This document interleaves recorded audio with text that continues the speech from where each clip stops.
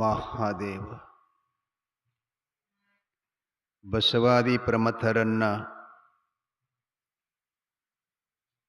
ವಿಶ್ವದ ಎಲ್ಲ ದಾರ್ಶನಿಕರನ್ನ ಸಂತ ಮಹಾಂತರನ್ನ ಆರೂಢ ಅವಧೂತರನ್ನ ಋಷಿಮುನಿಗಳನ್ನ ಆಚಾರ್ಯ ವಿರಕ್ತರನ್ನ ವಿಶ್ವದ ಎಲ್ಲ ಗುರು ಪರಂಪರೆಗೆ ಅನಂತ ನಮಿಸಿ ಗೊಳಗಿ ಗೋವಿಂದಪುರದಲ್ಲಿರುವಂಥ ಜಾಬಗೊಂಡಗೌಡರು ಅವರ ಧರ್ಮಪತ್ನಿಯಾಗಿರತಕ್ಕಂಥ ಕನ್ನಮ್ಮ ದೇವಿಯ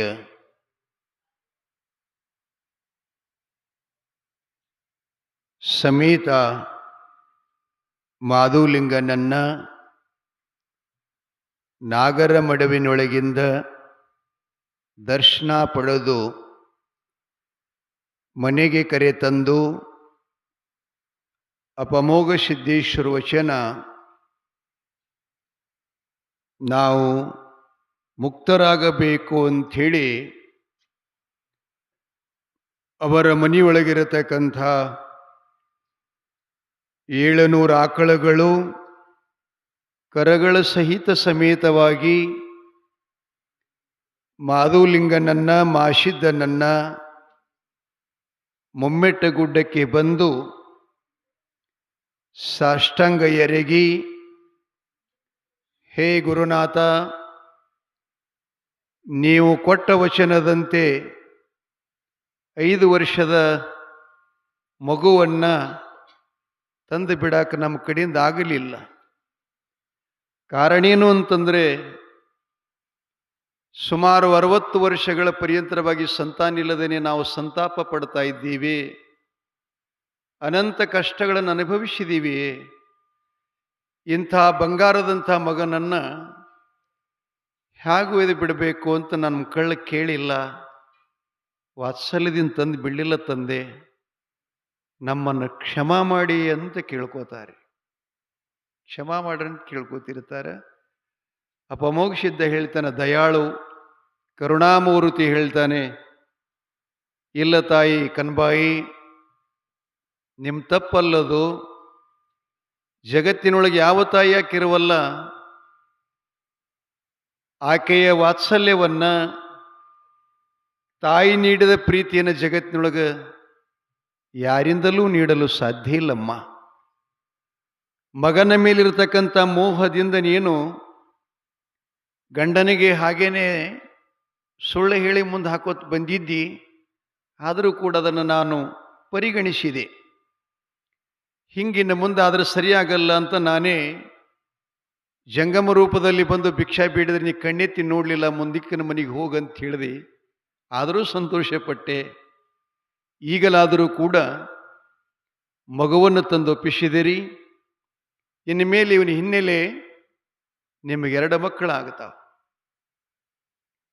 ಮಾಶಿದ್ದನ ನಂತರ ನಿಮ್ಗೆ 2 ಮಕ್ಕಳಾಗ್ತಾವ. ನಿಮ್ಮ ಮನೆ ಜ್ಯೋತಿ ಬೆಳಗ್ತದ. ಚಿಂತೆ ಮಾಡದಿರಿ. ನಿಮಗಂಥ ಪ್ರಸಂಗ ಬಂದಾಗ ನನ್ನ ಧ್ಯಾನ ಮಾಡ್ರಿ, ನಿಮಗೆ ನಾನು ಅನುಗ್ರಹ ಮಾಡ್ತೀನಿ ಅಂಥೇಳಿ ಅಭಯ ಆಶೀರ್ವಾದ ಮಾಡಿ ದಂಪತಿಗಳಿಗೆ ಪ್ರಸಾದ ಕೊಟ್ಟು ತೀರ್ಥ ಕೊಟ್ಟು ಗೋವಿಂದಪುರಕ್ಕೆ ಮರಳಿ ಕಳಿಸ್ತಾ ಇದ್ದಾರೆ. ಮಹಾಸಿದ್ದನನ್ನ ಅಮೋಘ ಸಿದ್ದೇಶ್ವರ ತನ್ನ ಸನ್ನಿಧಾನದಲ್ಲಿ ಇಟ್ಕೊಂಡು ಬೆಳಗ ಮುಂಜಾನೆ ಅದ್ಭುತ ಲೀಲಾ ಮಾಡ್ತಾನ್ರಿ. ಏನ್ ಮಾಡ್ತಾನಂದ್ರೆ, ಮಾಶಿದ್ದ 7 ವರ್ಷದವಿದ್ದ. ಅಮೋಘ ಸಿದ್ಧ ಏನ್ ಮಾಡ್ತಾನ, 7 ವರ್ಷದ ಮಾಧುಲಿಂಗನಿಗೆ 7 ದಿನದ ಕೂಸನ್ನಾಗಿ ಮಾಡ್ತಾನೆ. ಮಾಡಿ ಅದೇನು ಗುಡ್ಡದ ತೆಳಗೆ ಬನ್ನಿ ಮಹಾಂಕಾಳಿ ಮರ ಐತಿಯಲ್ಲ, ಆ ಮರದ ತೆಳಗೆ ಭೂತಾಳ ಸಿದ್ಧ ಹೇಳ್ತಾನ, ಈ ಮಗುವನ್ನಲ್ಲಿ ಒಯ್ದು ಹಾಕಪ್ಪ, ಇಷ್ಟೊತ್ತಿನೊಳಗೆ ನಿಮ್ಮ ತಾಯಿ ಬುತ್ತಿ ತಗೊಂಡು ಬರ್ತಾ ಇದ್ದಾಳೆ, ಆಕೆನೇ ಹೇಳು, ನಮ್ಮಪ್ಪ ಅಮ್ಮ ನೀ ಮನೆಯೊಳಗೆ ಒಬ್ಬಕ್ಕಿನ ಅದಿ ಅಂತೇಳಿ ತಿಳ್ಕೊಂಡು ಈ ಮಗವನ್ನ ನಿನಗಾಗಿ ಆಶೀರ್ವಾದ ಮಾಡಿದ್ದಾನೆ.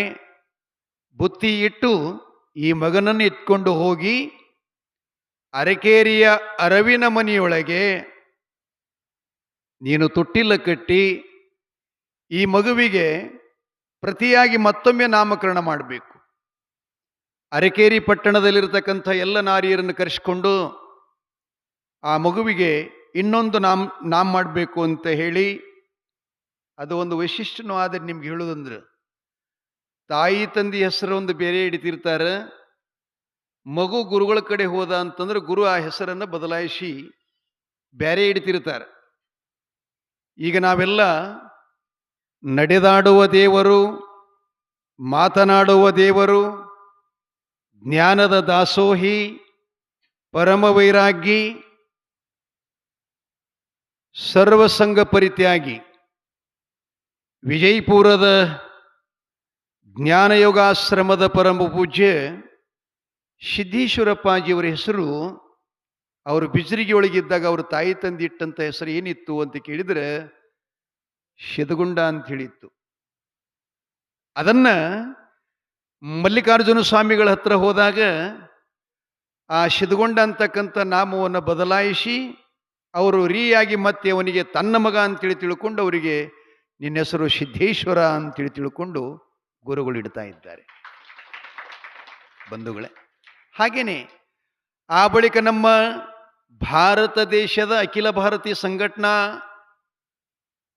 ಮತ್ತು RSS ಕೇಂದ್ರ ಸ್ವಾಮಿ ವಿವೇಕಾನಂದರು ಕನ್ಯಾಕುಮಾರಿಯಿಂದ ಕಾಶ್ಮೀರದವರೆಗೆ ವೀರ ಸನ್ಯಾಸಿಯನ್ನು ಸಂಚಾರ ಮಾಡಿದ್ನಲ್ಲ, ಅವರ ತಾಯಿ ಭುವನೇಶ್ವರಿ ಇಟ್ಟಂಥ ಹೆಸರು ಏನು ಅಂತ ಕೇಳಿದ್ರೆ ನರೇಂದ್ರ ಅಂತ ಹೇಳಿತ್ತು. ಅದನ್ನ ರಾಮಕೃಷ್ಣ ಪರಮಹಂಸರ ಸನ್ನಿಧಿಗೆ ಬಂದಾಗ ಅವನಲ್ಲಿರ್ತಕ್ಕಂಥ ಜ್ಞಾನ, ವೈರಾಗ್ಯ ಮತ್ತು ಅತ್ಯಂತ ತೀವ್ರವಾಗಿರತಕ್ಕಂಥ ಅವನಲ್ಲಿರ್ತಕ್ಕಂಥ ಬುದ್ಧಿ, ಇದನ್ನು ನೋಡಿ ನೀನು ನರೇಂದ್ರ ಅಲ್ಲಪ್ಪ, ನೀನು ವಿವೇಕಾನಂದ ಅಂಥೇಳಿ ರಾಮಕೃಷ್ಣ ಹಂಸರು ನಾಮ ಮಾಡಿದರು.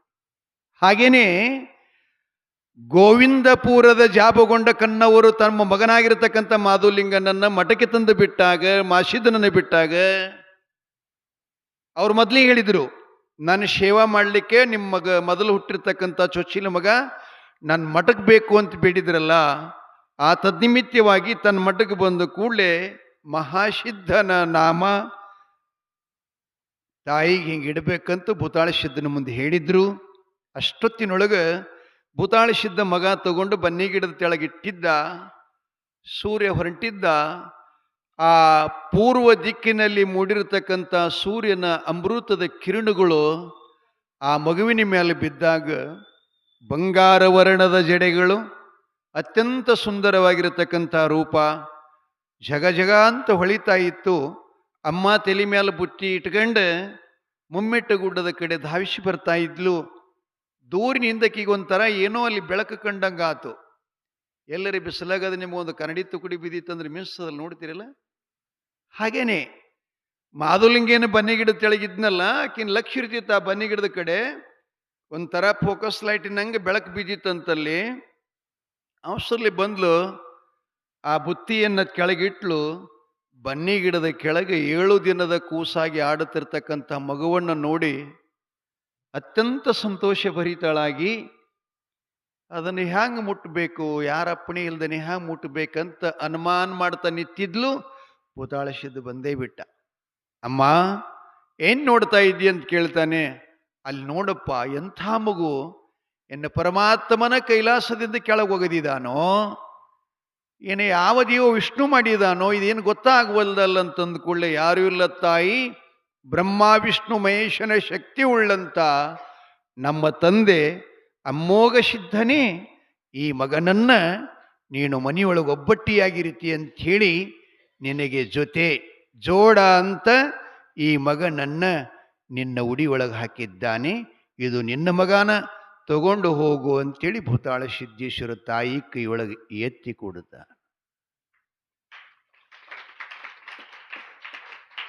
ತಾಯಿ ಪದ್ಮಾವತಿ ಎಷ್ಟು ಸಂತೋಷ ಆಯ್ತು ರೇಖಿಗೆ.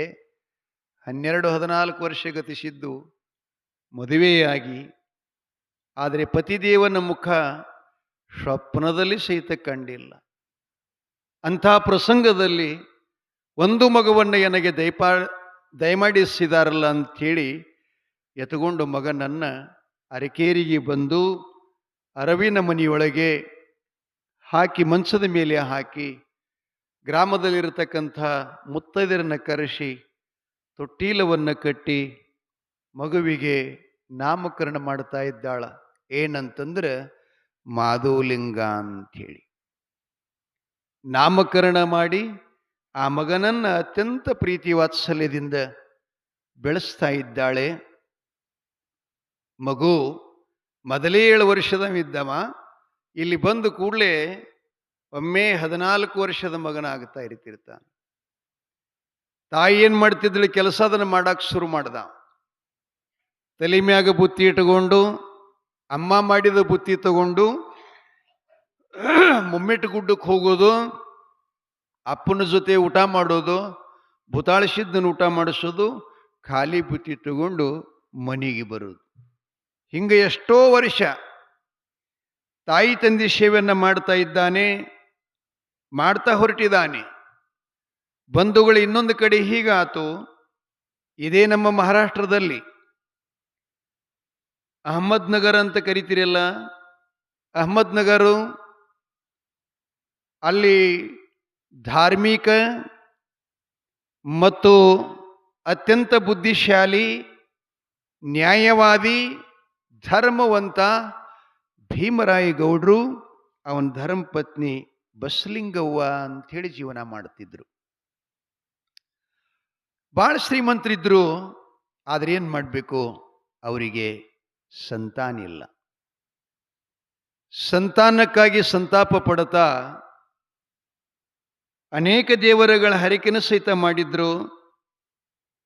ಗಂಡ ಭೀಮರಾಯಗೌಡ ಹೇಳ್ತಿದ್ದ, ಪೂರ್ವ ಜನ್ಮದಲ್ಲಿ ಮನುಷ್ಯನ ಸುಕೃತ ಇದ್ರನ ಸಂಪತ್ತ, ಸಂತತಿ, ಆಯುಷ್ಯ, ಆರೋಗ್ಯ, ಬಂಧು ಬಳಗ ಮತ್ತು ನಮಗೆ ಆಪತ್ತುಗಳು ಮತ್ತು ದುಷ್ಕಾರಿಗಳು ಯಾವೂ ಅಂಟುವುದಿಲ್ಲ. ನಮ್ಮ ಸುಕೃತ ಇಲ್ಲಂದ್ರೆ ಏನು ಮಾಡೋದು? ಸು ಅಂದ್ರೆ ಒಳ್ಳೆಯದು, ಕೃತ ಅಂದ್ರೆ ಮಾಡಿದ್ರಿ. ಹಿಂದಿನ ಜನ್ಮದಲ್ಲಿ ನಾವೇನು ಒಳ್ಳೆ ಕಾರ್ಯ ಮಾಡಿದ್ದೀವಲ್ಲ, ಆ ಸತ್ಫಲದಿಂದೇ ಈಗಿನ ಜನ್ಮದೊಳಗೆ ನಾವೆಲ್ಲ ಸುಖವನ್ನು ಅನುಭವಿಸಬೇಕಾಗ್ತದೆ. ಹಿಂದೆ ನಾವೇನು ಮಾಡಿಲ್ಲ ಅಂದ್ರೆ ಈಗೇನು ನಮ್ಗೆ ಸಿಗುವುದಿಲ್ಲ. ಹಾಗಾಗಿ ಯಾವುದರ ಒಂದು ಕರ್ಮದಲ್ಲಿ ನಾವು ದೋಷಿಗಳಾಗಿದ್ದಿರಬಹುದು. ಆದ್ದರಿಂದ ಈ ರೀತಿ ನನಗೆ ಆಗಿದೆ, ಯಾಕೆ ಚಿಂತೆ ಮಾಡ್ತಿದ್ದೆ? ದೇವರು ಒಲತಾ ಇಲ್ಲ ಅಂದ್ರೆ ಇಲ್ಲ ಅಂತಂತಿದ್ದ. ಹೆಂಡತಿಗೆ ಬಹಳ ಸಲ ಸಮಜಾಯಿಸ್ತಾ ಇದ್ದ, ಬುದ್ಧಿ ಹೇಳ್ತಿದ್ದ. ಒಂದ್ಸಲ ಏನಾಯ್ತು ಪ್ರಸಂಗ ಅಂತಂದ್ರೆ, ನಗರ ಗ್ರಾಮದಲ್ಲಿ, ಪಟ್ಟಣದಲ್ಲಿ ಒಬ್ಬ ಹುಡುಗ ಪಕ್ಕದ ಮನೆಯವರ ಬಂಗಾರ ಕಳವು ಮಾಡಿ ತಾಯಿ ಕೈಗೆ ಕೊಟ್ಟಿದ್ದ. ಬಂಗಾರ ಕಳವು ಮಾಡಿ ತಾಯಿ ಕೈಯೊಳಗೆ ಕೊಟ್ಟಿದ್ದ. ಅದು ಕುಡುದನ್ನ, ಕಳ್ತನ ಮಾಡುವುದನ್ನು ಒಬ್ಬ ಮನುಷ್ಯ ನೋಡಿದ್ದ. ನೋಡಿ ಅದು ಊರು ಗೌಡ್ರು ಇವರೇ ಇದ್ರು, ಭೀಮರಾಯ ಗೌಡ್ರು. ಅವ್ರಿಗೆ ಬಂದು ಹೇಳ್ತಾನೆ, ಕಳವಾಗಿರ್ತಕ್ಕಂಥ ಮನೆಯವರು ಗೌಡ್ರನ್ನ ನ್ಯಾಯಕ್ಕೆ ಕರೆಸಿದ್ರು. ಆ ಬಳಿಕ ಈ ಹೆಣ್ಮಗಳಿಗೆ ಕರೆಸಿದ್ರು. ಯಾವನ ಮಗ, ಯಾ ಹೆಣ್ಮಗಳ ಮಗ ತಂದು ಬಂಗಾರ ಕೊಟ್ಟಿದ್ನಲ್ಲ, ಆ ತಾಯಿಗೂ ಕರೆಸಿದ್ರು. 4 ಜನ ಕೂಡಿದ್ರು ಚಂದ್ರಶ ಮುತ್ಯನಂಗ. ಅವರು ಹೇಳಿದ್ರು ಎಲ್ಲರೂ, ನೋಡು ತಂಗಿ, ನಿನ್ನ ಮಗನ ಮೇಲೆ ಎಲ್ಲರ ಸಂಶಯ ಅದ, ಮತ್ತು ತಂದಿದ್ದ ಅಂದ್ರೆ ಸಣ್ಣ ಮಗ, ಗೊತ್ತಾಗಲ್ಲ ಪಾಪ, ಕೊಟ್ಬಿಡು ಚಲೋದಾಗ್ತದ ಅಂಥೇಳಿ ಆಕೆ ಅಂದ್ಲು. ಆದ್ರೆ ಪಕ್ಕ ಭೀಮರಾಯ ಗೌಡ್ರಿಗೆ ಗುರುತಿತ್ತು, ಒಬ್ಬ ನೋಡಿದ್ದವ ಹೇಳಿದ್ನಲ್ಲ. ಹಾಗಾಗಿ ಅವ್ರು ಏನು ಹೇಳಿದ್ರಕ್ಕೆ ಒಪ್ಪಕ್ಕನ ತಯಾರಿಲ್ಲ. ಅವಾಗ ಭೀಮರಾಯ ಗೌಡ್ರು ಹೇಳ್ತಾರೆ, ನೋಡವ ತಂಗಿ, ಇಷ್ಟೆಲ್ಲ ಜನರು ಹೇಳಿದ್ರು ಕೂಡ ದೈವದ ಮಾತಿಗಿನಿ ಮತ್ತು ಸುಳ್ಳ ಮಾತಾಡ್ತಾ ಇದ್ದಿ. ಇದು ನಿಜವಾಗಿಯೂ ನಿನ್ನ ಮನೆಯೊಳಗ ಬಂಗಾರ ಐತಿ, ನಿನ್ನ ಮಗನ ತುಡುಗು ಮಾಡ್ಯಾನ ಅಂತ ನೇರವಾಗಿ ಹೇಳಿಬಿಟ್ಟ. ಸ್ವಲ್ಪ ನೆಟ್ಟಗೆ ಹೇಳಿದ್ರೆ ಸಿಟ್ಟು ಬರ್ತದೆ ಯಾಕ್ರಿ? ಯಾಕೋ ಮತ್ತೆ ಕುಡ್ಡಿದ್ದವ್ರು ಕುಡ್ಡಂದ್ರೆ ಸಿಟ್ಟು ಬರ್ತದೆ, ಕುಂಟಿದ್ದವನು ಕುಂಟಂದ್ರೆ ಸಿಟ್ಟು ಬರ್ತದೆ. ಇದಕ್ಕಿದ್ದಂಗೆ ಅಂದ್ರೆ ನಡೆಯಂಗಿಲ್ರಿ. ಈಗ ಇರ್ಲಾರ್ದಂಗೆ ಅನ್ಬೇಕ್ರಿ. ನಿನ್ನ ಎರಡು ಕಾಲು ಚಲೋ ಅನ್ಬೇಕ್ರಿ ಕುಂಟಿದ್ರು. ಸ್ವಭಾವದ ಇರ್ಲಿ. ಅವ ಏನ್ ಹಿಂಗ ನೇರವಾಗಿ ನ್ಯಾಯ ಹೇಳದಲ್ಲ, ಆಕಿ ತಾಯಿ ಏನನ್ಬೇಕು ಗೊತ್ತೇನ್ರಿ? ಹೋಗಿ ಹೋಗಿ ಎಂಥವನ ಕೈಯಾಗ ತಂದ ನ್ಯಾಯ ಕೊಟ್ರೇ ಯವ್ವ. ಅವನಿಗೆ ಮೊದಲೇ ಮಕ್ಕಳಿಲ್ಲ. ಮಕ್ಕಳ ಮೋಹ ಮಮಕಾರ ವಾತ್ಸಲ್ಯ ಪ್ರೀತಿ ಅನ್ನೋದು ಇವನಿಗೇನು ಗೊತ್ತಾ? ಕರುಣೆ ಇಲ್ಲದ ಕಟಕ ನನ್ನ ಮಗನ ಕಳುವು ಮಾಡ್ಯಾನಂತ ನೇರವಾಗಿ ಹೇಳ್ತಾನಂದ್ರೆ ಬಂಜಾರ ಕೈಯೊಳಗೆ ನ್ಯಾಯ ಶುದ್ಧ ಆಗುವುದಿಲ್ಲ ಅಂದ್ಲಕ್ಕಿ. ಅಂದ ಕೂಡಲೇ ಇವಂದ ಸತ್ಯ ಮಾತು ಇದ್ದಂಗೆ ಹೇಳಿದ್ರೆ ಒಂದು ಮಾತಿನಲ್ಲಿ ಕಮ್ಮಿ ಇದ್ದದಕ್ಕಾಗಿ ಈ ರೀತಿ ಮಾತಾಡ್ತಾರಲ್ಲಪ್ಪ ಅಂತ ಮನೆಗೆ ಬಂದು ಹೆಂಡತಿಯ ದುಃಖದಲ್ಲಿ ಇವನು ಕೂಡಿಕೊಂಡ. ಹೆಂಡತಿಗೇನು ಬುದ್ಧಿ ಹೇಳ್ತಿದ್ದ, ಮಕ್ಕಳಿಲ್ಲದ ಸಮಯದೊಳಗಕ್ಕೆ ಚಿಂತೆ ಮಾಡ್ತಿದ್ಲಲ್ಲ, ಆ ಚಿಂತೆ ಇವನಿಗೂ ಬಂದು ಹೊತ್ತು ಇಬ್ರು ಕೂಡಿ ಚಿಂತೆ ಮಾಡಿ ಅವ್ರೇನು ವಿಚಾರ ಮಾಡ್ತಾರಂದ್ರೆ ಕೊನೆಗೆ ನಿರ್ಧಾರಕ್ಕೆ ಬಂದ್ರು. ಅವರು ಏನು ನಿರ್ಧಾರ ಅಂದ್ರೆ, ಯಾಕೇನು ಮಾಡೋದು ತಗೊಂಡು, ಹೊಲಾರಿ ತಗೊಂಡು ಏನು ಮಾಡೋದು, ಮನೀರು ತಗೊಂಡು ಏನು ಮಾಡೋದು, ನಗರ ಗ್ರಾಮದ ಗೌಡಿಕೆರೆ ತಗೊಂಡು ಏನು ಮಾಡೋದು, ಎಲ್ಲ ಸುಳ್ಳದ. ಆದ್ದರಿಂದ ಬಸಲಿಂಗವ್ವ, ನಾನು ನೀನು ಕೂಡಿಕೊಂಡು ವಿಷ ಕುಡಿದು ಪ್ರಾಣ ಕೊಡೋನು ಅಂತೇಳಿ ಆ ಸಮಯದಲ್ಲಿ ಅಮೋಘ ಸಿದ್ದೇಶ್ವರರಿಗೆ ತಾಯಿ ತಂದೆಗಳೇ ಅರಿವಾಗ್ತಾ ಇದೆ. ಪಾಪ ಸಂತಾನಕ್ಕಾಗಿ ಪ್ರಾಣತ್ಯಾಗ ಮಾಡ್ತಾರಂಥೇಳಿ ಮತ್ತೆ ದೇವಲೋಕದ ಕೊರವಿನ ಆಜ್ಞಾ ಮಾಡಿ ನಗರ ಗ್ರಾಮಕ್ಕೆ ಕಳಿಸ್ತಾ ಇದ್ದಾನೆ. ಕೊರವಿಯು ಬಂದು ಶಕುನ ಹೇಳ್ತಾಳ, ನಾನು ಹೇಳಿನಿಲ್ಲ ನಿಮಗೆ, ಈ ಬ್ರಹ್ಮಾಂಡನ ಬುಟ್ಟಿ ಮಾಡಿ, ಬ್ರಹ್ಮ ಅಂದ್ರೆ ಹುಡ್ಸಾವ, ಅವನಿಗೆ ಮಗ ಮಾಡಿ, ಆ ಬಳಿಕ ಈ ಜಗತ್ತನ್ನು ಹೊತ್ತನಲ್ಲ ಆದಿಶೇಷ, ಅವನ ಶಿಂಬಿ ಮಾಡಿ ಶಕುನ ಹೇಳ್ಕೊತ ಬಂದ್ಲು ಅಂತ ಹೇಳಿದ್ನೆಲ್ಲ. ಹಾಗೆ ಶಕುನ ಹೇಳಿದ್ಲು, ಭವಿಷ್ಯ ಹೇಳಿದ್ಲು. ಅವರು ಬಾಯಿಗೆ ಹಚ್ಚಿದಂಥ ವಿಷವನ್ನು ಕೆಳಗಿಳಿಸಿ ಹೊರಗೆ ಬಂದು ನೋಡು ತನಕ ಕೊರವೆಯ ಸುಳುವಿಲ್ಲ. ಏನೋ ಅಂದಲಕ್ಕೆ ಮೊಮ್ಮೆಟ್ಟು ಗುಡ್ಡ ಅಂತಂದ್ಲು, ಅಮೋಘ ಸಿದ್ಧ ಅಂತಂದ್ಲು, ಅಲ್ಲಿ ಹೋದ್ರೆ ಸಂತಾನ ಆಗ್ತದಂತ ಹೇಳಿದ್ಲಲ್ಲ, ಅದಕ್ಕೆ ಇನ್ನೇನು ಎಲ್ಲ ಮುಗದಾವು, ಅದೊಂದು ದೇವ್ರನ್ನ ನೋಡೋನು ಅಂಥೇಳಿ ವಿಷ ಕುಡಿಯೋದು ಬಿಟ್ಟು ಬೆಳಗ ಸ್ನಾನ ಪೂಜಾದಿಗಳ ಮಾಡಿಕೊಂಡು ಮೊಮ್ಮೆಟ್ಟು ಗುಡ್ಡಕ್ಕೆ ತಮ್ಮ ಪ್ರಯಾಣ ಮಾಡಿ ಭಗವಂತನಾಗಿರತಕ್ಕಂಥ ಯೋಗಿ ಒಡೆಯ ಅಮೋಘ ಸಿದ್ದೇಶ್ವರನಿಗೆ ಕಾಯಿಕರು ಪುರಾದಿಗಳು ಫಲಪುಷ್ಪಾದಿಗಳನ್ನು ಅವರ ಚರಣಕ್ಕೆ ಅರ್ಪಿಸಿ ಸತಿಪತಿಗಳು ಒಂಟುಗಾಲ ಮೇಲೆ ಆ ಭಗವಂತನ ಪ್ರಾರ್ಥನಾ ಮಾಡ್ತಾ ಇದ್ದಾರೆ. ಅಪ್ಪ ಅಮೋಘ ಸಿದ್ದೇಶ್ವರ ಕಣ್ತೆರೆದು ನೋಡಿ ದಂಪತಿಗಳನ್ನು ಆಶೀರ್ವಾದ ಮಾಡ್ತಾನೆ. ಅಲ್ಲಪ್ಪ, ಜೀವನದಲ್ಲಿ ಎಲ್ಲರಿಗಿರ್ತದೇನಪ್ಪ? ಇರ್ತದೇನ ಮುತ್ತೆ? ಒಂದೇನಾರ ಕೊರತೆ ಇದ್ದೇ ಇರ್ತದೆ. ಸಂಪೂರ್ಣ ಯಾರಿಗೇನು ಇರಕ್ಕೆ ಸಾಧ್ಯ ಇಲ್ಲ. ಯಾಕೆ ಇರಂಗಿಲ್ಲ ಅಂದ್ರೆ ಅಷ್ಟೆಲ್ಲ ಸಂಪೂರ್ಣ ಪುಣ್ಯದ ಕೆಲಸ ನಾವು ಮಾಡೋದಿಲ್ಲಲ್ಲ. ಎಲ್ಲರೇ ಒಂದು ಕಡೆ ನಾವು ಕಡಿಮೆ ಬೀಳ್ತಿರ್ತೀವಿ ಯಾವಾಗಲೂ ಕೂಡ. ಆದ್ದರಿಂದ ಮನುಷ್ಯ ಸಾರ್ವಭೌಮ ಇರುವುದಿಲ್ಲ ತಾಯಿ ತಂದಿಗಳೇ. ಹಾಗಾಗಿ ಮುತ್ಯ ಅಮೋಘ ಸಿದ್ಧ ಹೇಳ್ತಾನೆ, ಇರ್ತಾವ ಸಂಸಾರದೊಳಗೆ ಅನೇಕ ಸಮಸ್ಯೆ ಇರ್ತಾವಪ್ಪ. ಇದ್ರೂ ಎಂಥ ಪ್ರಸಂಗ ಬಂದರೂ ಮನುಷ್ಯ ಆತ್ಮಹತ್ಯೆ ಮಾಡಿಕೊಳ್ಳಬಾರದು. ಆತ್ಮಹತ್ಯೆ ದೋಷ ಬಹಳ ಪ್ರಬಲವಾಗಿರ್ತಕ್ಕಂಥದ್ದದ. ದೇವ ಕೊಟ್ಟಂಥ ಈ ದೇಹವನ್ನು ನಾವ ಕೂತ್ಕೊಂಡಿದ್ದು ನಾಶ ಮಾಡಿದ್ದೀವಿ ಅಂತಂದ್ರೆ ಮಹಾ ಪಾಪ ಆಗತ್ತದಂಥೇಳಿ ಬುದ್ಧಿ ಜ್ಞಾನ ಹೇಳಿ ಅವರಿಗೆ ಸಂತಾನ ಕೊಡ್ತಾ, ಸಂತಾನದ ಸಲುವಾಗಿ ಖಾರಿಕ ಮತ್ತು ಭಂಡಾರವನ್ನು ಬಾಳೆಹಣ್ಣವನ್ನು ಹಾಕಿ ಉಡಿ ತುಂಬಿ ಆಶೀರ್ವದಿಸಿ, ಭೀಮರಾಯಗೌಡ ಬಸಲಿಂಗಮ್ಮ ತಾಯಿಯವರೇ, ನಿಮಗೆ ಗಂಡ್ಮಗ ಆಗ್ತಾ ಇದೆ, ನಿಮಗೂ 2-3 ಮಂದಿ ಮಕ್ಕಳಾಗುತ್ತವೆ, ಮೊದಲು ಹುಟ್ಟಿದ ಮಗನ್ನ ನನ್ನ ಶ್ರೀಮಠಕ್ಕೆ ತಂದು ಬಿಡಬೇಕು ಅಂಥೇಳಿ ಅವರಿಗೆ ಆಜ್ಞೆ ಮಾಡಿದ್ದಾನೆ. ದಂಪತಿಗಳಿಗೆ ಸಂತೋಷ ಆಯಿತು.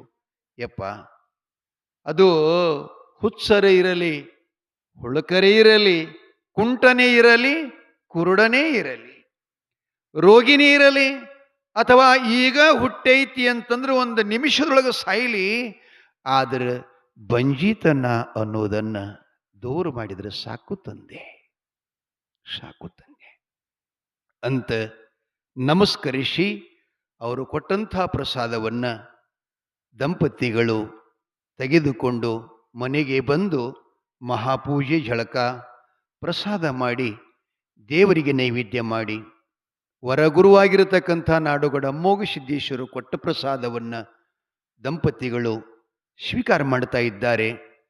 ತಾಯಿ ಬಸಲಿಂಗಮ್ಮ ಗೌಡ್ತಿಗೆ ಸೂಸಲ ನಿಲ್ತದೆ, ಗರ್ಭವತಿಯಾಗುತ್ತಾಳ, ನವಮಾಸಗಳನ್ನು ತುಂಬಿ ಗಂಡ ಮಗುವಿಗೆ ಜನ್ಮ ಕೊಡ್ತಾ ಇದ್ದಾಳೆ. ಅವನ ಹೆಸರು ವಿಷ್ಣುನವತಾರ ತೇರವಾಡದ ಮಂಗರಾಯ ಸಿದ್ಧ ಅಂತ ಇಡ್ತಾ ಇದ್ದಾರೆ. ಇನ್ನು ತೇರವಾಡ ಊರಿಲ್ಲ, ಒಂದು ಮುಂದೆ ಬರುತ್ತೆ ತೇರವಾಡ. ಹೆಂಗೆ ಹೋದ ತೇರವಾಡಕ್ಕೆ ಅನ್ನೋದನ್ನು. ತೇರವಾಡ ಅಂದ್ರೆ ಕೊಲ್ಲಾಪುರ ಜಿಲ್ಲಾದಾಗ ಅದ್ರಿ, ಅದು ಪಂಚಗಂಗಾ ನದಿ ಮೇಲದ. ಆ ಮಂಗರಾಯ ಸಿದ್ಧ ಅಂತ ನಾಮಕರಣ ಮಾಡಿ ಮಗುವನ್ನು 5 ವರ್ಷದ ಪರ್ಯಂತರವಾಗಿ ಬೆಳೆಸ್ತಾ ಹೊರಟಿದ್ದಾರೆ. ಇನ್ನೊಂದು ಘಟನೆ, ಅರಕೇರಿ ಗುಡ್ಡದಿಂದ ಮೊಮ್ಮೆಟ್ಟ ಗುಡ್ಡದಿಂದ ದಿಕ್ಕುಗಳು ಎಷ್ಟಾದವೋ ಸಿದ್ಧ? 8. ಯಾವ್ಯಾವಪ್ಪ? ಪೂರ್ವ, ಪಶ್ಚಿಮ, ಉತ್ತರ. ಇನ್ನ 4?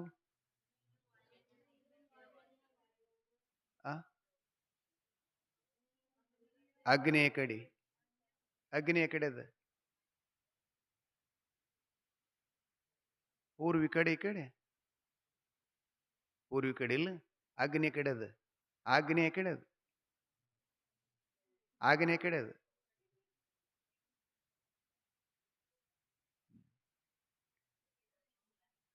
ಒಂದು ತಲೆಗೆ ಇಟ್ಕೋರಿ, ಸರಳ ನಿಮ್ ತಿಳಿಯಂಗೆ ಹೇಳ್ತೀನ. ಸೂರ್ಯನ ಕಡೆ ಮುಖ ಮಾಡಿ ನಿಂತ್ರಿ ಅಂದ್ರೆ ನಿಮ್ಮ ಬಲಕಿನ ಕೈ ಹಿಂಗೆ ಎತ್ತದ್ರಿ ಅಂದ್ರೆ ಯಾಕಡೆ ಹೋಗ್ತದ? ಈ ಕಡೆ ಆಗ್ನೇ. ಆ ಬಳಿಕ ಎಡಕಿನ ಕೈ ಹಿಂಗೆ ಎತ್ತಿದೆಯಪ್ಪ ಅಂದ್ರೆ ಈ ಕಡೆ ಈಶಾನ್ಯ. ಆ ಬಳಿಕ ಅದೇ ಕೈ ಹಿಂಗೆ ಹಿಂದೆ ಮಾಡಿದೆ ಅಂದ್ರೆ ನೈಋತ್ಯ. ಆ ಬಳಿಕ ಅದೇ ಎಡಕಿನ ಕೈ ಹಿಂಗೆ ಮಾಡಿದೆ ಅಂದ್ರೆ ವಾಯವ್ಯ. ಅರ್ಥ ಆಯ್ತಾ? ಹಿಂಗೆ ತಿಳ್ಕೋಬೇಕು ಮನುಷ್ಯ. ಈ ಕಡೆ ಯಾವ್ದಪ್ಪ? ಇದು ನೈಋತ್ಯ ದಿಕ್ಕ. ಆ ಕಡೆ ಗೋಕಾಕ ತಾಲೂಕ ಅಂತ ಬರ್ತದೆ, ಗುಡ್ಡದಿಂದ ನೈಋತ್ಯ ದಿಕ್ಕಿಗದು. ಬೆಳಗಾವಿ ಜಿಲ್ಲೆ, ಅಲ್ಲಿ ಒಂದು ಕೊಮ್ಮನಕೋಲ ಅಂತ ಒಂದು ಊರಿದೆ, ತಪ್ಸಿ ಕೊಮ್ಮನಕೋಲ ಅಂತ ಬರ್ತದೆ. ಅಲ್ಲಿ ಉದಗಟ್ಟಿ, ತಪ್ಸಿ ಮತ್ತು ಉಪ್ಪಾರಹಟ್ಟಿ ಹಿಂಗೆಲ್ಲ ಸಣ್ಣ ಸಣ್ಣ ಊರುಗಳು ಬರ್ತಾ ಇದ್ದಾವ. ಆ ಕೊಮ್ಮನಕೋಲ ಗ್ರಾಮದಲ್ಲಿ ಪಂಚಾಳ ಮನೆತನದ, ಈ ಬಡಗೌಡರು ಅಂತಂತೀವಿ, ಅಲ್ಲಿ ವಿಶ್ವಕರ್ಮ ಸಮಾಜ ಅಂಥೇಳಿ, ಆ ಪಂಚಾಳ ಮನೆತನದ ದಂಪತಿಗಳಾಗಿರತಕ್ಕಂಥ ಬಡಗೌಡನ ಹೆಸರು ಗುರುಸಿದ್ದಪ್ಪ ಗೌಡ, ಧರ್ಮ ಅವನ ಹೆಂಡತಿ ಹೆಸರು ಗುರುಬಾಯಿ ಅಂತೇಳಿ. ಅವರಿಗೂ ಲಗ್ನ ಆಗಿದ್ದ ಕೂಡಲೇ ಬಹುದಿನಗಳವರೆಗೆ ಮಕ್ಕಳೇ ಇಲ್ಲ. ಈ ಸಮಾಜದ, ಓಣಿಯ, ಗ್ರಾಮದ ಮಂದಿ ಮಕ್ಕಳು,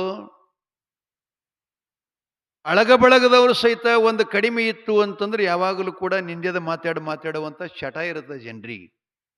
ಅವ್ರಿಗೆ ಇದನ್ನ ಅಂದ್ರೆ ನೋವು ಆಗ್ತದಂತ ಪಕ್ಕ ಗೊತ್ತಿದ್ರೂ ಕೂಡ ಮತ್ತಿಷ್ಟು ಅವೇ ಶಬ್ದಗಳನ್ನು ಬಳಸ್ತಾ ಇರ್ತಿರ್ತಾರೆ. ಇದು ಅಜ್ಞಾನಿ ಜೀವಿಗಳ ಸ್ವಭಾವ. ಸುಜ್ಞಾನಿಗಳದ ಅಲ್ಲಿದು ಏನ್ರಿ ಗವಾಯಿಗಳ. ಹಂಗಾಗಿ ನಮ್ಮದೆಲ್ಲ ಬೆಚ್ಚಗಿತ್ತು ಅಂತಂದ್ರೆ ಭಾಳ ಸಕ್ರಿ ತುಪ್ಪ ಊಟ ಮಾಡ್ದಂಗೆ ಮಾತಾಡ್ತಾರೆ. ಸ್ವಲ್ಪ ಎಲ್ಲರೇ ಒಂದಿಟ್ಟು ಇದು ಇತ್ತಂತಂದ್ರೆ ಅದನ್ನ 100 ಮಂದಿ ಮುಂದೆ ಮಾತಾಡಕೋತ ಹೋಗ್ತಿರ್ತಾರೆ. ಇದು ಮನುಷ್ಯನ ಅಜ್ಞಾನ ಗುಣದ ಸ್ವಭಾವ. ಹಂಗ ಪಂಚಾಳ ಮನೆತನದ ಗುರುಸಿದ್ದ ಗೌಡ ಗುರುಬಾಯಿಗೆ ಅವರಿಗೆ ಸಂತಾನ ಇಲ್ಲ. ಜನರ ಚುಚ್ಚು ಮಾತುಗಳನ್ನು ಕೇಳಿ ಕೇಳಿ ಕೇಳಿ ಕೇಳಿ ಅನಿಸ್ಕೊಂಡು ಸಹಿಸ್ಕೊಂಡು ತಾಳಿ ತಾಳಿ ತಾಳಿ ಕೊನೆಗೆ ಅವರಿಗೂ ಇದ ಪ್ರಸಂಗ ಬಂತ್ರಿ. ಏನು? ಪ್ರಾಣ ಕೊಡು. ಮೀರದ ಬಳಕ ಮತ್ತೇನು ಮಾಡ್ಬೇಕು? ಇಲ್ಲಿಗೆ ಬತ್ತಂದ್ರೆ ಮತ್ತೇನು ಮಾಡೋದು ಅವಾಗ? ಹಂಗಾಗಿ ಅವರು ಗುರುಬಾಯಿ ಗೌಡತಿ ಹೇಳಿದಳು, ಸ್ವಾಮಿ, ಎಷ್ಟು ದಿನ ಭೂಮಿ ಮೇಲೆ ಇಂತಿಂಥ ಶಬ್ದಗಳನ್ನು ಮಾತಾಡಿಸಿಕೊಂಡು ಬದುಕಬೇಕು? ಬದುಕೇ ಪ್ರಯೋಜನ ಇಲ್ಲ. ಆದ್ದರಿಂದ ನಾವು ಸಾಕು, 100 ವರ್ಷ ಬದುಕರಿ ಏನು ಮಾಡೋದು? 200 ವರ್ಷ ಬದುಕಿ ಮಾಡೋದರಿ ಏನು? ಹದ್ದಿನಷ್ಟು ವಿಷಯ ಅಂತೂ ನಮಗಿಲ್ಲೇ ಇಲ್ವಾ? ಅಷ್ಟು ಬದುಕೋದು ಅಂತಿಲ್ಲ. ಅಂದ ಬಳಿಕ ನಾವು ವಿಷ ಕುಡಿದು ಪ್ರಾಣ ಕೊಡೋನು ಅಂತಂದ ಕೂಡಲೇ ಅಮೋಘ ಸಿದ್ದೇಶ್ವರನೇ ಸಾಕ್ಷಾತ್ ಸ್ವಪ್ನದಲ್ಲಿ ಹೋಗಿ ಅವ್ರಿಗೆ ಹೇಳ್ತಾನೆ, ಗೌಡ ಗುರುಸಿದ್ಧ, ತಾಯಿ ಗುರುಬಾಯಿ ಗೌಡತಿಯವರೇ, ಮಕ್ಕಳಿಗಾಗಿ ಪ್ರಾಣ ತ್ಯಾಗ ಮಾಡಬೇಡ್ರಿ. ಪರಮಾತ್ಮನು ಆಶೀರ್ವಾದ ಮಾಡಿನ ಹುಟ್ಟ ಬಂಜರಿಗೆ ತೊಟ್ಟಿಲ ಭಾಷೆ ಅಂತ ಒಬ್ಬ ಸಾಧುನ ರೂಪದಲ್ಲಿ ಹೇಳ್ತಾನೆ. ಮುಮ್ಮೆಟ್ಟ ಗುಡ್ಡದ ಮೇಲೆ ಸಾಧು ಚಕ್ರವರ್ತಿ ಅಮೋಘ ಸಿದ್ದೇಶ್ವರಂತ ಮಹಾಪುರುಷ ಸಿದ್ಧಪುರುಷದಾನ. ನೀವು ಆತನ ಹತ್ತಿರ ಹೋದರೆ ನಿಮ್ಮ ಬಂಜಿತನ ದೂರ ಆಗ್ತದೆ, ನಿಮ್ಮ ಮನೆ ಬೆಳಕಾಗ್ತದಂಥೇಳಿ ಸಾಧು ಮಾಯ ಆಗ್ತಾನೆ. ಅವರ ಶಬ್ದ ಕೇಳಿ ಗುರುಸಿದ್ಧ ಗೌಡ ಗುರುಬಾಯಿಯವರು ಮೊಮ್ಮೆಟ್ಟ ಗುಡ್ಡಕ್ಕೆ ಬೆಳಗ ಮುಂಜಾನೆ ಎದ್ದು ಸ್ನಾನ ಮಾಡಿಕೊಂಡು ಫಲಪುಷ್ಪಾದಿಗಳನ್ನು ತೆಗೆದುಕೊಂಡು ಪಂಚಾರತಿಯನ್ನು ಹಿಡುಕೊಂಡು ಭಗವಂತನ ಸನ್ನಿಧಿಗೆ ಬಂದು ಸಾಷ್ಟಾಂಗ ಎರೆಗಿ ಗುರು ಕಾಣಿಕೆ ಫಲಪುಷ್ಪಾದಿಗಳು ಅಪ್ಪ ನಾಡಗೌಡ ಅಮೋಘ ಸಿದ್ದೇಶ್ವರನ ಶ್ರೀಚರಣಕ್ಕೆ ಅರ್ಪಿಸಿ ಕೈ ಜೋಡಿಸಿಕೊಂಡು ವಿನಯಶಾಲಿಗಳಾಗಿ ಪ್ರಾರ್ಥಿಸಿದರು. ಆಗಲೂ ಅಮೋಘ ಸಿದ್ದೇಶ್ವರರು ಅವರಿಗೂ ಕೂಡ ಇದೇ ಮಾತನ್ನು ಹೇಳ್ತಾರೆ ಅವರೆಲ್ಲ. ಅಪ್ಪ, ಜೀವನ ಬರುವುದು ಒಂದೇ ಸಲ. ಹುಟ್ಟಲಿಕ್ಕೆ ಮೆಲ ಹುಟ್ಟಲಿಕ್ಕೆ ಇದು ಹುಲ್ಲು ಬೀಜಲ್ಲ. ಅದಕ್ಕೆ ಪರಮಾತ್ಮ ಕೊಟ್ಟಿದ್ದಾನೆ. ಅದಕ್ಕೊಂದು ಉಪಾಯ ಇರ್ತಾವ. ಜೀವನದಲ್ಲಿ ಏನಾದರೂ ಮನುಷ್ಯನಿಗೆ ಏನ ಸಮಸ್ಯೆ ಇತ್ತು ಅಂತಂದ್ರೆ ಅದಕ್ಕೊಂದು ಉಪಾಯ ಇರ್ತದೆ. ಆ ಉಪಾಯವನ್ನು ತಾವು ಸಾಧಿಸಬೇಕು ಅಂತ ಹೇಳಿ ಅವರಿಗೂ ಖಾರಿಕ ಭಂಡಾರ ಬಾಳೆಹಣ್ಣನ್ನು ಕೊಟ್ಟು ಹೇಳ್ತಾನೆ, ವರ್ಷ ತುಂಬದ್ರೊಳಗೆ ತಾಯಿ, ನೀ ಗಂಡು ಮಗುವಿಗೆ ಜನ್ಮ ಕೊಡ್ತಿ. ಆದ್ದರಿಂದ ನಿಮ್ಗೇನು ಮೊದಲು ಹುಟ್ಟತೈತಿಲ್ಲ, ಆ ಮಗನ್ನ ನನ್ನ ಶ್ರೀಮಠಕ್ಕೆ ತಂದು ಬಿಡಬೇಕು. ನಂತರ ನಮ್ಮ ನಿಮಗೆ ಹೇಳಿನೆಲ್ಲ, ಮೊದಲು ಮಾಡಿದ ರೊಟ್ಟಿ ತಂದು ಮಠಕ್ಕೆ ಕೊಡ್ಬೇಕಂತ. ಎಲ್ಲರೂ ತರ್ತಾ ಇದ್ದೀರಿ, ಅವ ರೊಟ್ಟಿ ತರ್ತಾ ಇದ್ದೀರಿಲ್ಲ? ಏನು ಹಬ್ಬಾಗನ ಬಿಟ್ರಿ? ತರ್ತಾ ಇರಿ. ದಾಸೋಗ ತಪ್ಪಿಸ್ಬೇಡ್ರಿ. ಯಾಕಂದ್ರೆ ನಿತ್ಯ ದಾನ ಮಾಡಬೇಕು ಅಂತ ನಮ್ಮ ಧರ್ಮಶಾಸ್ತ್ರ ಹೇಳ್ತದೆ. ತಪ್ಪದೇ ನಾವೇನಿದ್ದೀವಲ್ಲ ಮನೆಯೊಳಗೆ, ಒಂದು ತುತ್ಯಕ್ಕಾಗಲಿಕ್ಕೆ ಯಾವುದ ಪ್ರಾಣಿಗಾಗಲಿ ಅಥವಾ ಮನುಷ್ಯನಿಗಾಗಲಿ ಜಂಗಮ ಭಿಕ್ಷುಕರಿಗಾಗಲಿ ಒಂದು ತುತ್ತ ಅನ್ನ ಇನ್ನೊಬ್ಬರಿಗೆ ನೀಡಲಾರ್ದೇ ನಾವು ಊಟ ಮಾಡಬಾರ್ದು. ಹಂಗೆ ಊಟ ಮಾಡಿದೀವಿ ಅಂತಂದ್ರೆ ಅದೇನಾಗ್ತದಂತಂದ್ರೆ ಸತ್ತವರ ದಿನದ ಕೂಳು ತಿಂದಂಗೆ ಆಗ್ತದಂತ. ಲಕ್ಷ್ಯದಾಗಿರ್ಲಿ. ಭಾಳ ಭಾಳ ದೊಡ್ಡ ಮಾತಾಡಿದು. ಅದಕ್ಕೆ ಅದನ್ನು ಮಾಡುವುದಾಗುವುದಿಲ್ಲ, ಹಂಗೆ ಅಕಲ್ಪಿಕವಾಗಿ ನಮ್ಮ ಮನೆಗೆ ಯಾರೂ ಬರುವುದಿಲ್ಲ ಅಂತ ಅದೇ ರೊಟ್ಟಿನ ಇಂಥ ಕ್ಷೇತ್ರದಲ್ಲಿ ನೀವು ದಾಸೋಹ ಕೊಟ್ರಿ ಅಂತಂದ್ರೆ ನೀವು ದಿನನಿತ್ಯ ಮಾಡಿದ ದಾನದ ಪುಣ್ಯ ಆ ತಾಯಿ ಕೊಂತಾದೇವಿ ನಿಮ್ಮನ್ನು ಕೊಟ್ಟು ಕರುಣಿಸುತ್ತಾಳೆ, ರಕ್ಷಿಸುತ್ತಾಳೆ. ಹೌದಲ್ವಾ? ಎದಕ್ಕೆ ಹೇಳದಪ್ಪ ಮುಚ್ಚೆ ಇದು? ಮುಚ್ಚೆ ಇವತ್ತು ಮಳಿ ನಿಂದ್ರತನ ಪುರಾಣ ನಡೆಯದ್ರಿ ಇವತ್ತು. ಮಸ್ತ್ ಅದ ಇವತ್ತು. ಯಾರು ಬಿಡು ಅನ್ನಂಗಿಲ್ಲ, ಯಾರು ಹೋಗೋರಿಲ್ಲ ಬಿಡೋರಿಲ್ಲ, ಇವರೆಲ್ಲರೂ ಇಲ್ಲೇ ಇರೋರು. ಶಿವ ಕೊಟ್ಟ ಕಾಲಕ್ಕ ಉಂಡು ಹುಟ್ಟಿರಬೇಕ, ಹಸಿದ ಬಂದವರ ಕರಿಬೇಕ, ಹಸಿದ ಬಂದವರ ಕರಿಬೇಕ. ನನ್ನ ತಂಗಿ ಖುಷಿಯಾಗಿ ನೀಡಿ ಉಣಬೇಕ, ಹಸಿದ ಬಂದವರ ಕರಿಬೇಕ. ನನ್ನ ತಂಗಿ ಖುಷಿಯಾಗಿ ನೀಡಿ ಉಣಬೇಕ, ಖುಷಿಯಾಗಿ ನೀಡಿ ಉಣಬೇಕ. ಶಿವ ಕೊಟ್ಟ ಕಾಲಕ್ಕ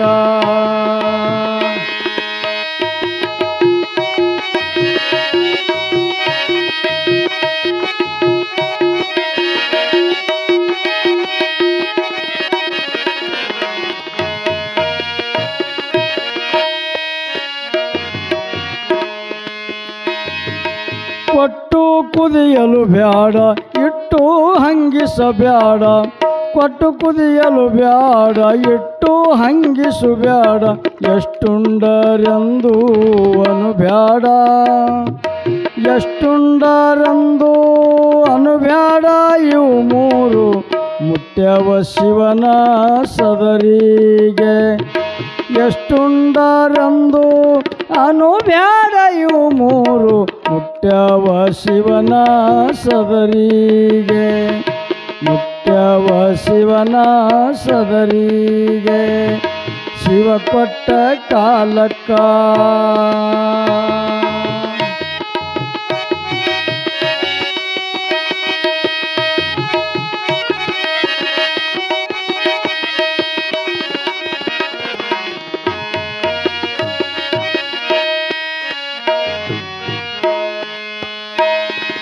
ಬಂಗಾರ ಬಳೆ ತೊಟ್ಟು ಬಡುವ್ಯಾರ ಬಿಡಬ್ಯಾಡ. ಬಂಗಾರ ಬಳೆ ತೊಟ್ಟು ಬಡುವ್ಯಾರ ಬಿಡಬ್ಯಾಡ. ಬಡವಾರ ಮಗಳಾಗಿ ಬೆರಿಬೇಕ, ಬಡವಾರ ಮಗಳಾಗಿ ಬೆರಿಬೇಕ.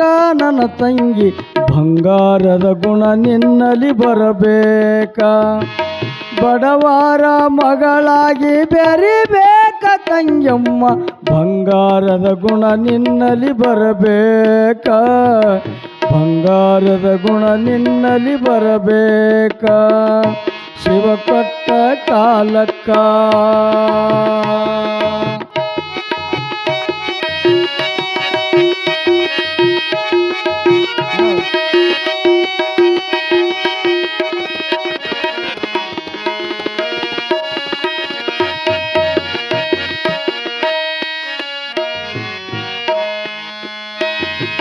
ನಾಮ ಸೀಮೆಗಾಗಿ ಪಾಪ ಕರ್ಮಗಳ್ಯಾಕೋ. ನಾಮ ಸೀಮೆಗಾಗಿ ಪಾಪ ಕರ್ಮಗಳ್ಯಾಕೋ. ಕೂಡಿಟ್ಟು ಕೂಡಿಟ್ಟು ಕೆಡದ್ಯಾಕೋ. ಕೂಡಿಟ್ಟು ನೀನು ಕೆಡದ್ಯಾಕೋ. ನನ್ನ ಗೆಳೆಯ ಧರ್ಮಕ್ಕೆ ದಾನ ಕೊಡಬೇಕು. ಕೂಡಿಟ್ಟು ಕೂಡಿಟ್ಟು ಕೆಡಬ್ಯಾಡ ಎನ್ನ ಗೆಳೆಯ, ಧರ್ಮಕ್ಕೆ ದಾನ ಕೊಡಬೇಕು. ಸತ್ಕಾರ್ಯಕ್ಕೆ ದಾನ ಕೊಡಬೇಕು. ಶಿವ ಕೊಟ್ಟ ಕಾಲಕ್ಕ ಶಿವ ಕೊಟ್ಟ ಕಾಲಕ್ಕ ಉಂಡು ಹುಟ್ಟಿರಬೇಕ. ಹಸಿದ ಬಂದವರ ಕರಿಬೇಕ. ಹಸಿದ ಬಂದವರ ಕರಿಬೇಕ. ನನ್ನ ತಂಗಿ ಖುಷಿಯಾಗಿ ನೀಡಿ ಉಣಬೇಕ. ಖುಷಿಯಾಗಿ ನೀಡಿ, ಖುಷಿಯಾಗಿ ನೀಡಿ, ಖುಷಿಯಾಗಿ ನೀಡಿ ಉಣಬೇಕ.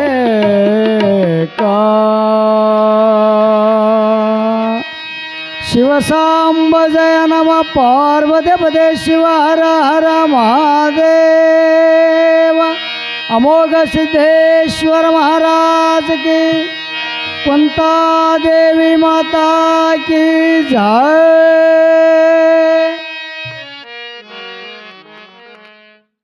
ಧನ್ಯವಾದಗಳು ಗವಾಯಿಗಳವರಿಗೆ.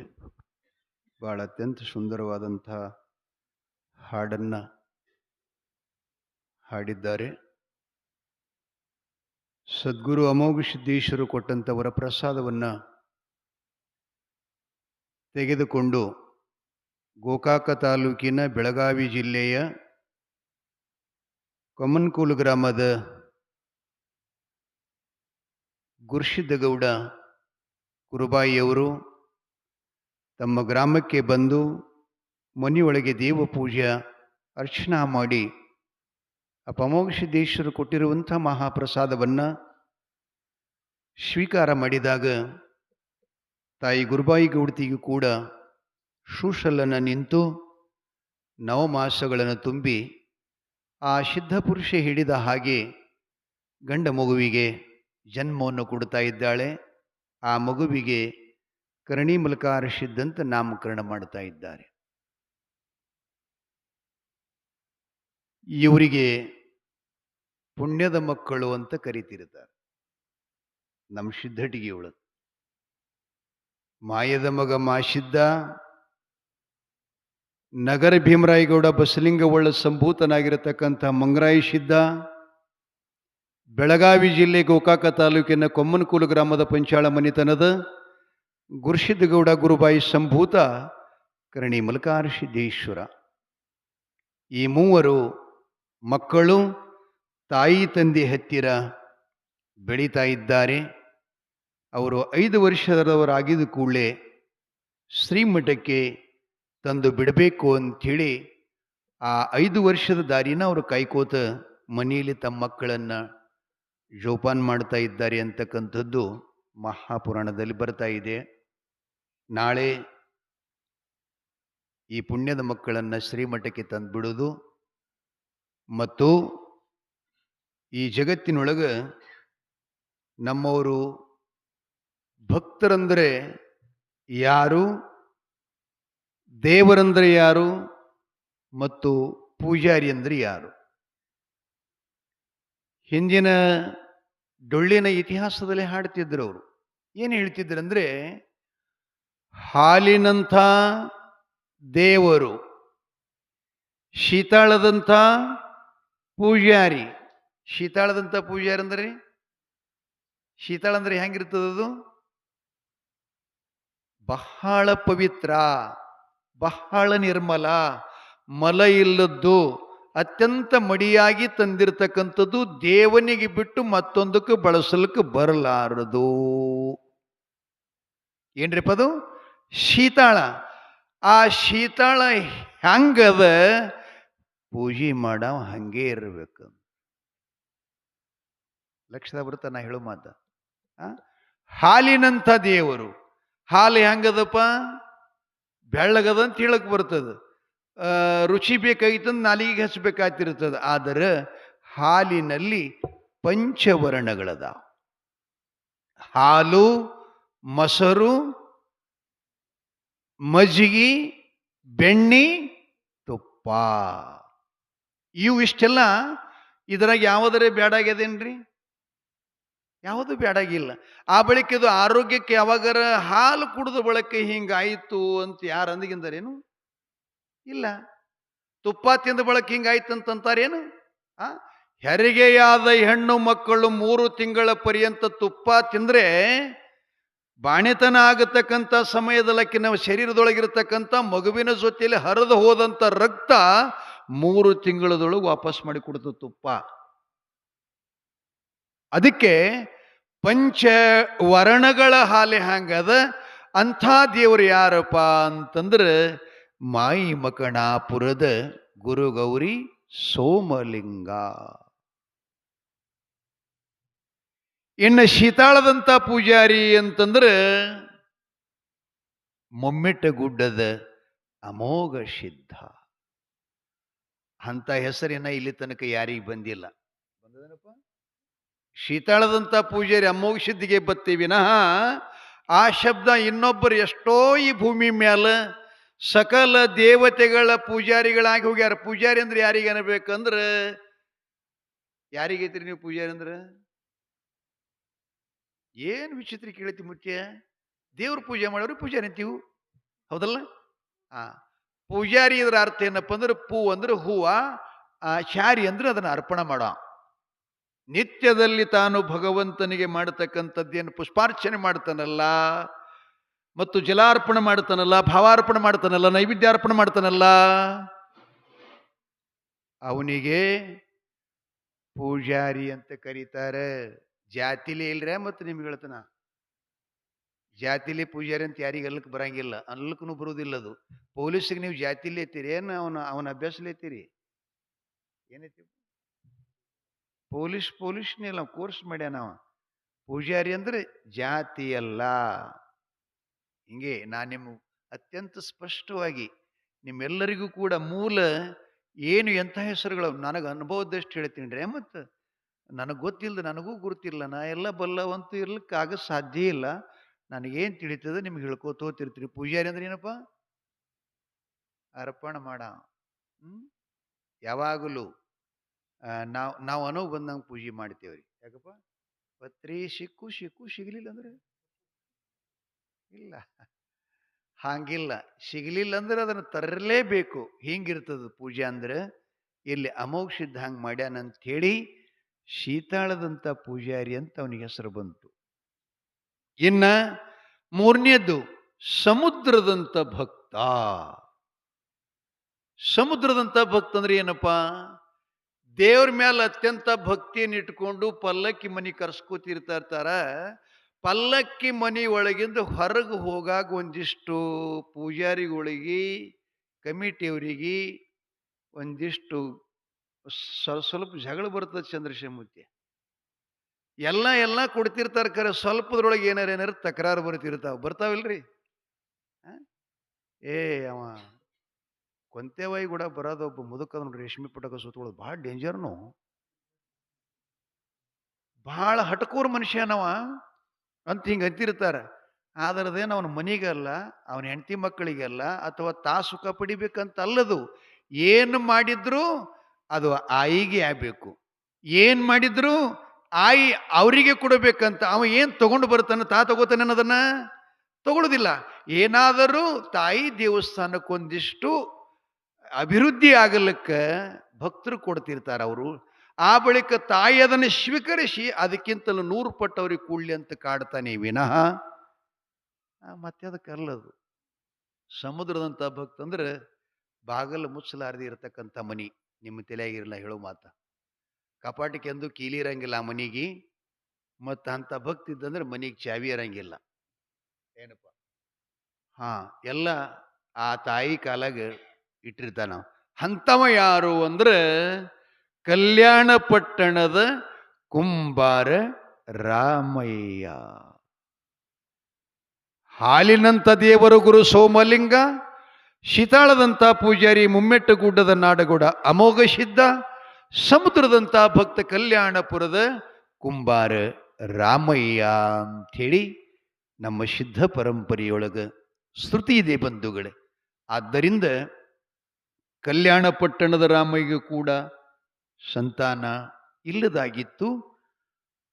ಅವರನ್ನು ಕೂಡ ಅಮೋಘ ಸಿದ್ದೇಶ್ವರ ಯಾವ ರೀತಿಯಾಗಿ ಸಂತಾನವನ್ನು ಕೊಡುತ್ತಾನೆ, ಅವರ ಮನೆಯನ್ನು ಬೆಳಕು ಮಾಡ್ತಾನೆ, ಅವರಲ್ಲಿ ನಡೀತಕ್ಕಂಥ ಪವಾಡಗಳೇನು ಅನ್ನೋದನ್ನು ನಾವು ನಾಳೆ ನೋಡೋಣ.